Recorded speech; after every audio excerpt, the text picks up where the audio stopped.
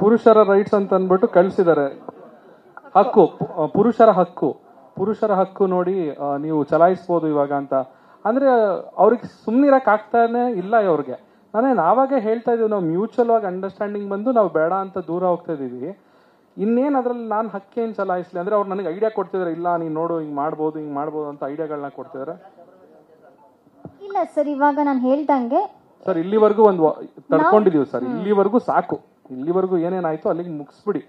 ಇನ್ನು ಮುಂದೆ ಮತ್ತೆ ಅದನ್ನೇ ನೀವು ಮಾಡ್ತು ಅಂತ ಹೇಳಿದ್ರೆ ನಾವು ಕಾನೂನಾತ್ಮಕವಾಗಿ ನಾವು ಡಿಫಾಮೇಷನ್ ಕೇಸ್ನ ನಾವು ಅದು ಮೊರೆ ಹೋಗ್ಲೇಬೇಕಾಗತ್ತೆ.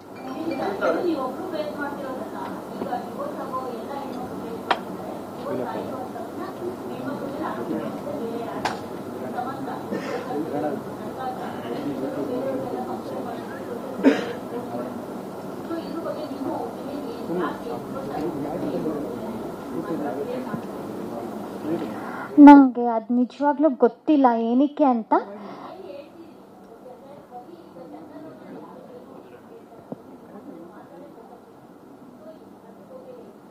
ಪ್ರಾಬಬ್ಲಿ ಅದು ಟಾರ್ಗೆಟ್ ಆಗ್ತಾರೆ. ಇವಾಗ ಎಷ್ಟೊಂದು ಕಡೆ ನಾವು ಹೋದ್ರೂ ಕೂಡ ಮೋಸ್ಟ್ ಆಫ್ ದೆಮ್ ಹುಡುಗಿನೇ ಟಾರ್ಗೆಟ್ ಮಾಡ್ತಾರೆ. ಇವಾಗ ಪ್ರಾಬಬ್ಲಿ ಅವಳು ಸರಿ ಇಲ್ಲ ಅದಕ್ಕೆ ಹಿಂಗಾಯ್ತು, ಅವಳು ಬಟ್ಟೆ ಹಂಗಾಗ್ತಾಳೆ ಅದು ಸರಿ ಇಲ್ಲ. ಇವಾಗ ಚಂದನ್ ನನ್ಗೆ ಬಟ್ಟೆ ಹಾಕೋದ್ ಬಗ್ಗೆ ಏನು ಪ್ರಾಬ್ಲಮ್ ಇಲ್ಲ, ಬಟ್ ಬೇರೆಯವ್ರಿಗೆ ಪ್ರಾಬ್ಲಮ್ ಇದೆ, ಅದು ಏನಕ್ಕೆ ಅಂತ ಗೊತ್ತಿಲ್ಲ.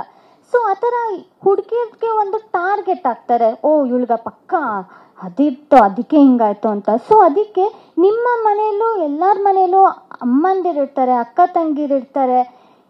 ಅವ್ರು ಇನ್ ಕೇಸ್ ಆ ಥರ ಸಿಚುವೇಶನ್ ಅವ್ರಿಗೆ ಬಂದಾಗಲೇ ಮಾತ್ರ ಗೊತ್ತಾಗೋದು ಎಷ್ಟು ನೋವಾಗತ್ತೆ ಅಂತ. ಇನ್ನು ಬೇರೆ ಯಾರು ಇಲ್ಲ ಅಂದ್ರೆ ನಮ್ಗೆ ಗೊತ್ತಾಗಲ್ಲ. ಸುಮ್ಮನೆ ಆ ಥರ ಒಬ್ರು ಸಿಕ್ಕಿದ್ದಾರೆ ಅಥವಾ ಸುಮ್ಮನೆ ಏನೋ ಬಾಯಿ ಬಂದಂಗೆ ಮಾತಾಡೋದೆಲ್ಲ ನಿಜವಾಗ್ಲೂ ತಪ್ಪು. ಏನಕ್ಕೆ ಮಾಡ್ತಾರೆ ನಂಗೆ ಮೈಂಡ್ ಸೆಟ್ಟೇ ಅರ್ಥ ಆಗಲ್ಲ. ಇವಾಗ ನಾನು ಆಗಲಿ ಚಂದನ್